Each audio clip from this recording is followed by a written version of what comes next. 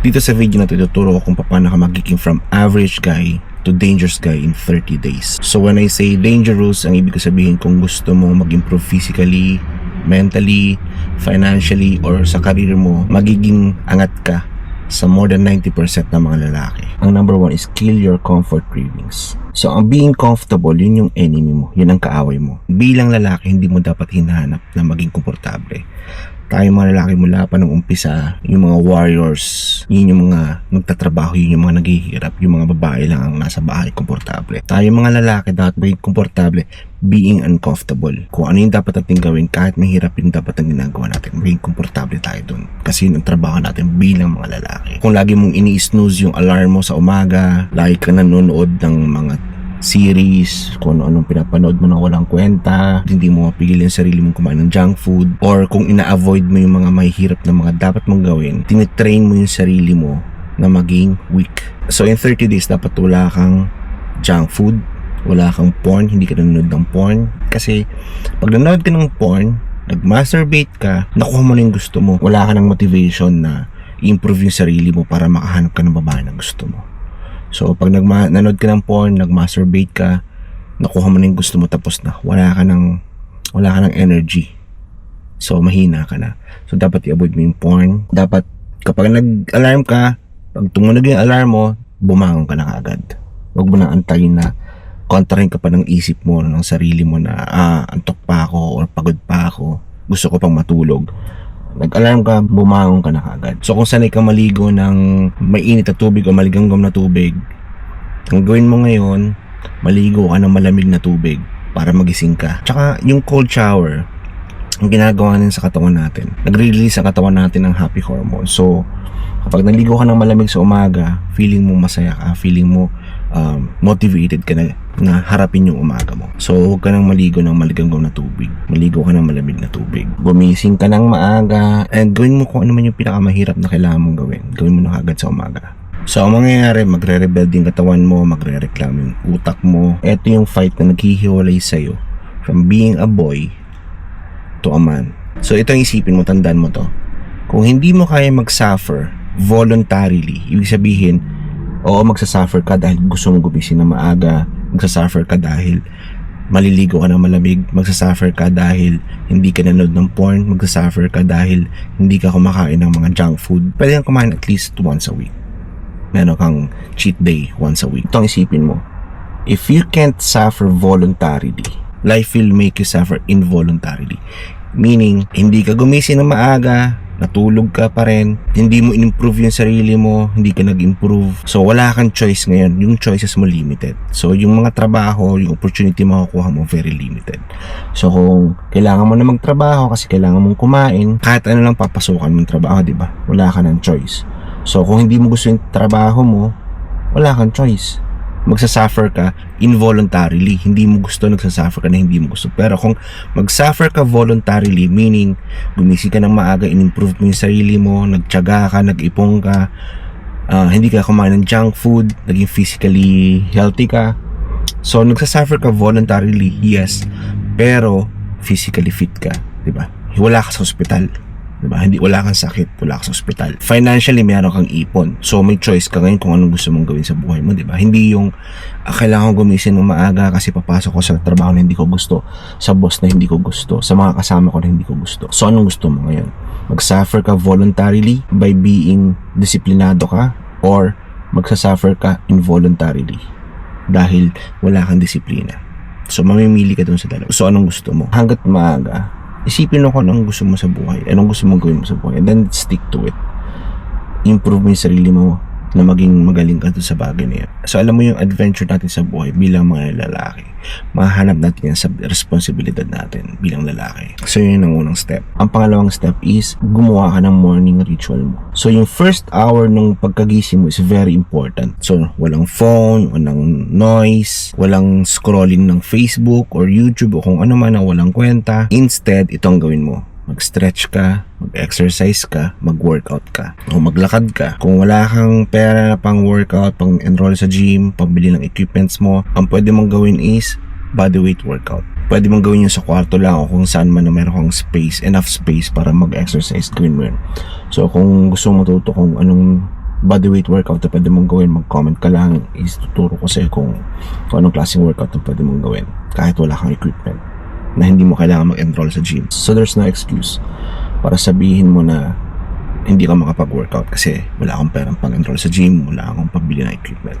So kahit yung sarili mong body weight, pwede ka mag-exercise, pwede ka maging physically fit. Ang pangalawa is upo ka sa tahimik na lugar, then breathe.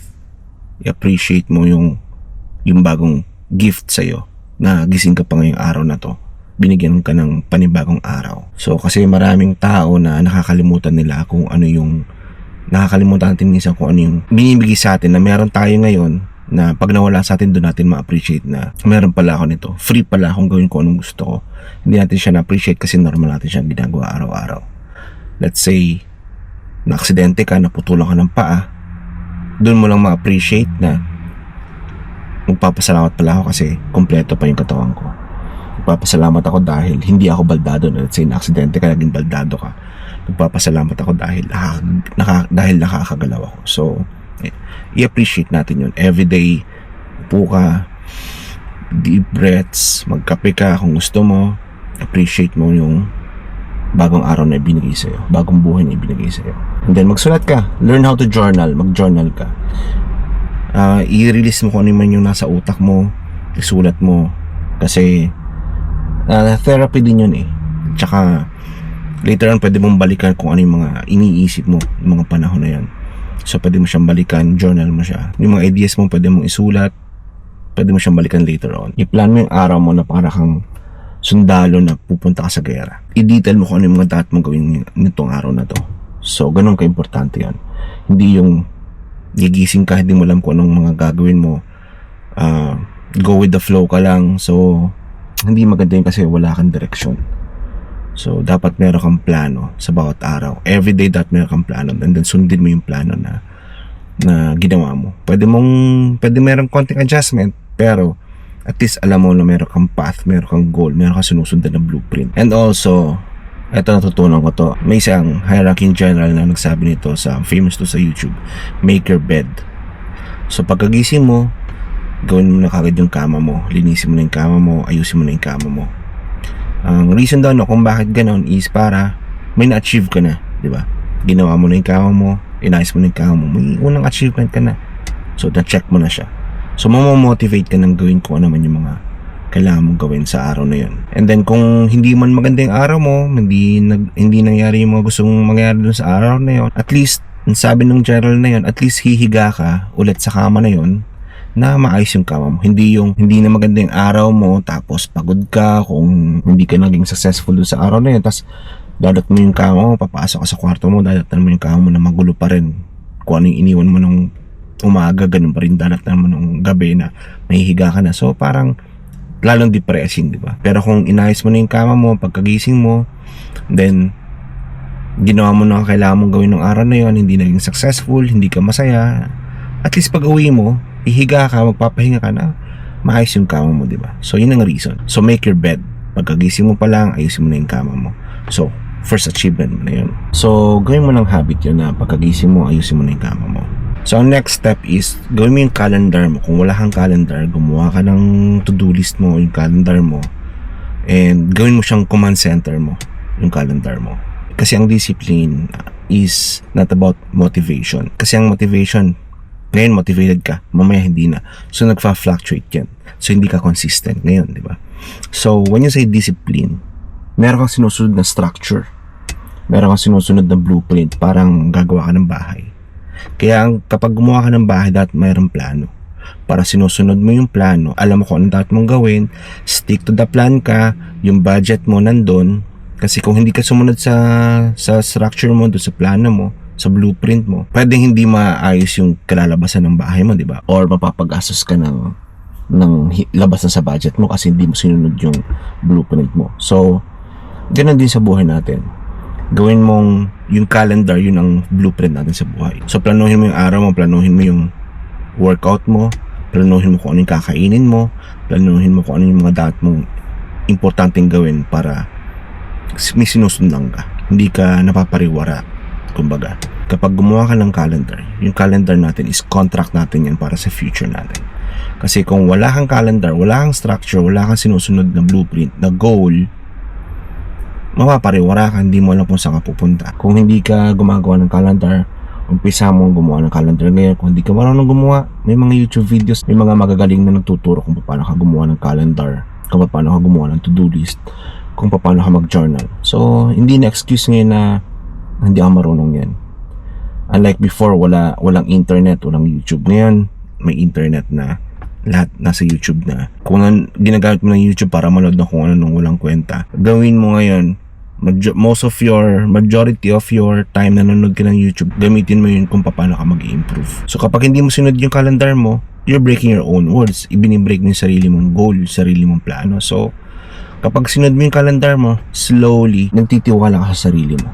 You're gonna build your trust sa sarili mo. Sundin mo yon and you'll start to trust yourself. So unti-unti, tumatas yung confidence mo. Kasi sinusunod mo yung goal mo. So nagkakaroon ka ng tiwala. Lumalakas yung tiwala mo sa sarili mo. Yung confidence mo tumataas din. Learn how to make a calendar. Gumawa ka ng calendar or to-do list. So ang step 4 is train like a warrior, not like a tourist. Ibig sabihin, yung warrior kasi lagi nagtitrain. Buong buhay nila nagtitrain sila. Nag-workout sila. Yung tourist kasi, pupunta yun sa gym, mamamasyal lang, tapos hindi na babalik.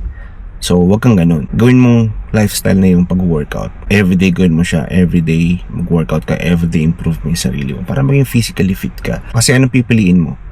Nahihirapan ka mag-workout or mahihirapan ka dahil may sakit ka, nasa hospital ka? Pagkatapos mag-workout, ang ganda ng feeling mo dahil may achievement ka, may na-achieve ka. So, ang ganda ng pakiramdam mo. So, tataas, mabuboost ulit yung confidence mo, di ba? Aside from magiging healthy ka, magiging magandang itsura mo, di ba? So, for 30 days, huwag ka mag-skip ng workout, huwag mong i-shortcut yung workout mo. Let's say, gumagawa ka ng 30 repetitions, gagawin mo lang ng 15 kasi tinatamad ka na. Gawin mo yung saan ka nag-fail. Let's say nagpo-push up ka, tas let's say nag-start ka sa 10.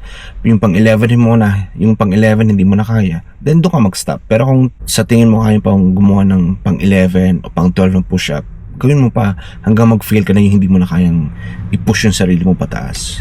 Yun ang fail, tinatawag na failure. So huwag ka mag-shortcut. Laging improve mo yung sarili mo. Tsaka huwag mong gagawin yung mga soft na mga sets na alam mong kaya mong gawin na walang kwenta sa'yo. Kasi tayo mga lalaki dapat physically fit tayo, dapat malakas tayo. Kaya natin i-defend yung sarili natin, kaya natin i-defend kung may girlfriend ka, may asawa ka, may pamilya ka, may mga anak ka. Dapat kaya natin i-defend sila. Kasi nakakahiya, insulto yung bilang lalaki kapag hindi natin sila kayang i-defend. So mag-train ka, mag-workout ka until maging proud ka sa sarili mo. So kapag nag-workout ka at the start of the day, nung umaga pala nag-workout ka na, nahirapan ka na, na-achieve mo yung gusto mong gawin, kahit na let's say 1 to 10 na let's say ang goal ko is 10 push-ups, pero nagawa mo lang is 8 kasi nag-fail ka na sa 8, okay lang yun. At least ginawa mo kung saan ka nag-fail, diba? Hindi yung kaya mo pa pala pero tumigil ka na, nag-shortcut ka na kasi tinatamad ka. So kung nag-fail ka na sa 8 and then hirap ka na doon, may na-achieve ka na, diba? So magiging proud ka na doon sa sarili mo. So kung ano man yung haharapin mo doong araw na yun, haharapin mo siya with confidence kasi may pinagdaanan ka ng hirap nung umaga pa lang. Ang number 5 is masanay ka na minsan tahimik lang.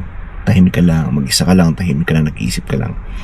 Hindi ito ginagawa ng lahat ng tao. So, importante ito sa atin kasi kailangan natin na makinig sa isip natin, mag-reflect kung ano ba talaga yung gusto natin sa buhay. Doon mo din makikilala yung sarili mo kapag nagre-reflect ka, tahimik ka, nagsusulat ka. I-embrace mo yung pagiging tahimik, yung solitude.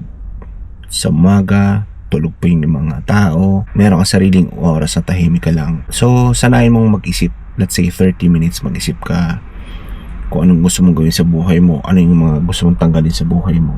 So, doon mo siya madi-discover kasi tahimik. Maririnig mo siya ng mas malinaw kasi wala pang ingay, hindi ka pa nai-istorbo. So, sanayin mong magkaroon ng time na sa sarili mo lang, natahimik ka lang. Paging selfish ka sa oras mo kasi hindi mo na may babalik yan. Paging selfish ka sa health mo kasi kailangan healthy ka. It's a good thing in a way na matutulungan mo muna yung sarili mo para makatulong ka sa ibang tao. So yung pagiging selfish mo is maganda rin kasi tulungan mo muna yung sarili mo para makatulong ka sa ibang tao. So ang 6th step is ikat mo na yung mga drama. So ang pagiging disiplinado hindi lang yung physical. emotional and mentally din. So for the next 30 days, iwasan mo magkaroon ng drama. So kung lagi ka nag-aaway ng girlfriend mo, ng asawa mo, so iwasan mo yun. Iwasan mo yung away, gulo, iwasan mo makipagtalo sa ibang tao sa Facebook. May nakita ka lang, may nag-comment, tapos sumagot ka, nag-comment ka, inaway mo siya tungkol sa politika o kung saan naman. Huwag mo na sayangin yung oras mo doon, kasi walang kwenta, hindi makakatulong sa'yo. So dapat kalmado ka lang, relax ka lang, gamitin mo yung oras mo tsaka yung energy mo sa mga importanteng bagay na mag-i-improve sa'yo. So meron kang kasabihan na be a thermostat, not a thermometer. Meaning, ikaw dapat yung nagsiset ng mood, hindi yung ibang tao yung nag-a-adjust sa'yo. Hindi ka parang reactive na parang thermometer, di ba? Thermometer, lalagay mo sa bibig mo para malaman yung temperature mo, di ba? Or i-scan ka sa noo mo para malaman yung temperature mo. Nagre-react yung thermometer kung ano yung temperature mo. So dapat hindi ka reactive sa mood ng ibang tao. So dapat kalmado ka lang, be composed, relax. So kung may sinabi man yung ibang tao tapos nag-disagree sa'yo, hindi mo na kailangan improve yung sarili mo sa kanila. Actually, you don't need to prove yourself to anybody. I-prove mo yung sarili mo sa sarili mo. Kung may kailangan kang patunayan, hindi para sa ibang tao, patunayan mo yun para sa sarili mo. Yun ang dapat mong isipin. Wala akong dapat patunayan sa'yo o kung kanino man. May kailangan akong patunayan sa sarili ko. So, kung ano man sabihin mo, bahala ka sa buhay mo. Kung hindi ka naniniwala, nag-disagree ka, okay. Kung nakipagtalo ka sa akin, kung yun ang gusto mo, sige, kung yun ang gusto mo, hindi ba? So, ikat mo yung drama, ikat mo yung mga emotional outburst. Kasi, sayang lang yun sa energy natin, sayang lang yun sa oras natin. So, ang step 7 is, humanap ka ng isang mission mo. And then, go all in dun sa mission mo na. Kung ano man yung mission mo, yung goal mo sa buhay, hanapin mo yun. Kaya nga sabi ko sa'yo, importante yung meron kang quiet time sa umaga para makapag-isip ka kung anong gusto mo sa buhay mo. And then pag nahanap mo na yon, go all in. Mag-focus ka dun sa isang yun lang. Hindi 5, hindi 3, isa lang. Whether sa physical health mo, mentally health mo, or sa career mo, kung saan namang goal yan, mag-focus ka sa isa. Gawin mo yun ang buhay mo. Go all in, walang ibang distractions. Kung may distractions ka man, kung sa tingin mo, ito ba makakatulong ba ito dun sa goal ko? Kapag ang sagot is hindi, huwag mong gawin yun. Huwag mong pag-aksaya ng panahon yun. Kung ano man yung gagawin ko, ito bang ginagawa ko ngayon? Ito bang gagawin ko ngayon? Related dito sa goal ko? Makakatulong ba ito dito sa goal ko? Kapag hindi, tanggalin mo yan. Same thing with tao. Kung sa tingin mo marami ka pang oras dahil bata ka pa, ang sagot dun is no. Mabilis lang ang panahon, mabilis lang ang oras. Hindi mo marirealize, may edad ka na, too late na. So, huwag mo sayangin ang oras mo. I-figure out mo na kung anong gusto mong gawin sa buhay mo and then stick to it. Sabi nga ni Bruce Lee, kung hindi mo kilala si Bruce Lee, isa sa pinakasikat na martial artist. Sabi niya, mas kinatatakutan daw niya yung isang tao na nag-train ng 10,000 na isang klase ng kick kaysa sa isang tao na nag-train ng 10,000 na iba't ibang kicks pero ginawa niya ng isang beses lang. Kasi nag-train siya, nag-focus siya sa isang bagay, hinasa niya yung sarili niya. Ibig sabihin, 10,000 times magaling na siya. So yun ang mas kinatatakutan ni Bruce Lee. So dapat ganun tayo. Mag-focus tayo sa isang goal, sa isang mission, then go all in para maging magaling tayo dun sa bagay na maging successful tayo, para hindi masayang yung oras natin. So ang step 8 is i-guard mo yung mind mo kung ano yung pumapasok sa utak mo. Parang sa pagkain lang din yan. Kung hindi ka kumakain ng junk food, hindi ka kumakain ng kung ano-anong walang kwenta, ganun din sa utak natin. Dapat hindi natin finifeed yung utak natin ng mga walang kwentang bagay. Kung mahilig ka mag-scroll sa Facebook ng walang kwenta, nasasayang yung oras mo, lumilipas yung oras mo ng kakascroll mo na walang kwenta, kakanood mo ng TikTok na walang kwenta, or kakanood mo ng mga walang kwentang YouTube videos, itigil mo na yun kasi parang kang kumakain ng junk food din nun eh. Kasi kung ano yung environment, kung ano yung pinapasok natin sa utak natin, nagiging ganun tayo. So protektahan mo kung ano yung pumapasok sa isip mo. So kung let's say mahilig ka sa music, ang pag-aksaya mo ng panahon is mga videos kung paano ka, let's say matuto mag-gitara, manood ka ng biographies ng mga sikat na gitarista, let's say si Slash o kung sino man ng mga magagaling na gitarista. Yun ang mga biographies na nang panoorin mo para ma-motivate ka na maging magaling din na gitarista. Let's say gusto mong gusto mong mag-trade ng stocks. So, magbasa ka ng libro ng mga magagaling na stock traders. Mag-aral ka. Yun ang pag-aksaya mo ng panahon. So, kung gusto mo mag-build ng company, basahin mo yung libro ng founder ng Nike, let's say yung Shoe Dog, yung founder ng Apple, let's say si Steve Jobs, yung mga biographies nilang ang basahin mo o panoorin mo, yun ang pag-aksaya mo ng panahon para mag-improve ka, ma-motivate ka na maging magaling din. So ang step 9 is i-upgrade mo yung circle of friends mo. Kung yung goal mo is hindi tama ako dun sa mga kaibigan mo dahil iba yung gusto nila, or let's say ang mga kaibigan mo is pumipigil kung ano man yung gusto mong gawin sa buhay, mas mabuti pa maging mag-isa ka na lang muna sa ngayon. Kapag yung circle of friends mo is mga negative, pessimist, sabihin, huwag mo lang gawin yan, hindi ka rin naman magiging successful, wala rin naman mangyayari sa'yo, mag-inom na lang tayo, or gumala na lang tayo, tumambay na lang tayo. Kapag ganyan mga kaibigan mo, magiging ganun ka rin. And then, eventually, maghiwa-hiwala rin kayo, or pare-pareho kayo magiging miserable later, or magiging failure kayo later on sa buhay, diba? So, mas mabuti pang maging mag-isa ka na lang muna sa ngayon, iwasan mo yung mga kaibigan mong yun, maging mag-isa ka sa ngayon, improve mo yung sarili mo, eventually makakahanap ka ng network ng mga kaibigan na magmo-motivate sa'yo or makakapagpa-motivate sa'yo na improve mo yung sarili mo para gumaling ka rin. So, ang pang-10 step is i-end mo yung day mo with ruthless accountability. Maging walang awa ka dun sa goal mo, sa plano mo nung start ng day. Dapat at the end of the day, ino-audit mo yung kung anong mga nagawa mo tsaka hindi mo nagawa dun sa mga goals mo, sa mga plano mo. Tingnan mo, honestly, naging successful ba ako? Majority ba nito mga importante kailangan kong gawin, nagawa ko? Or hindi mo ginawa? In-execute mo ba yun? Or marami kang excuses para hindi mo siya magawa? Kasi ang disiplina, hindi naman yan nangyayari overnight eh. Hindi yan masasabi mong disiplinado ka na overnight. It will take time. Isipin mo, in-improve mo yung sarili mo 1% every day. Sa loob ng isang taon, 365% ka nag-improve, di ba? With just 1% improvement every day, di ba? So kung isipin na kailangan mag-improve 100% ngayon, if you can just improve yourself 1% every day, at the end of the year, 365% ang improvement na ginawa mo. Ang disiplina is binibuild mo yan with tiny decisions na ginagawa mo everyday. Kaya nga sabi ko, importante na alam ko ano yung goal mo, alam mo kung ano yung mission mo, para masasala mo yung kung ano man yung ginagawa mo ngayon, kung ano man yung gagawin mo, check mo, inline ba ito dun sa mission ko for today or sa buhay ko? Kapag hindi, tanggalin mo siya, di ba? Kaya importante na alam mo kung ano yung goal mo or mission mo sa buhay. Ang disiplina is binubuo ng mga maliliit mong mga desisyon day by day. So, kaya importante, sabi ko, na meron kang blueprint, meron kang plano para hindi ka mahirapan kung ano yung mga dapat mong sundin sa araw na yun. And kung hindi mo man nakompleto lahat ng kailangan mong gawin, at least naging honest ka na, hindi ko to nagawa. Be honest with yourself para the next day alam mo kung ano yung i-improve mo. Kasi kung hindi ka naging honest sa sarili mo, so araw-araw na lang nagsisinungaling ka sa sarili mo, hindi mo na-improve yung sarili mo. Tandaan mo, yung disiplina beats talent. Kung sino man yung kung hindi ka man talented, sa tingin mo hindi ka talented, ang maganda doon is kaya mong magbuo ng disiplina sa sarili mo. Kaya mong disiplinahin yung sarili mo.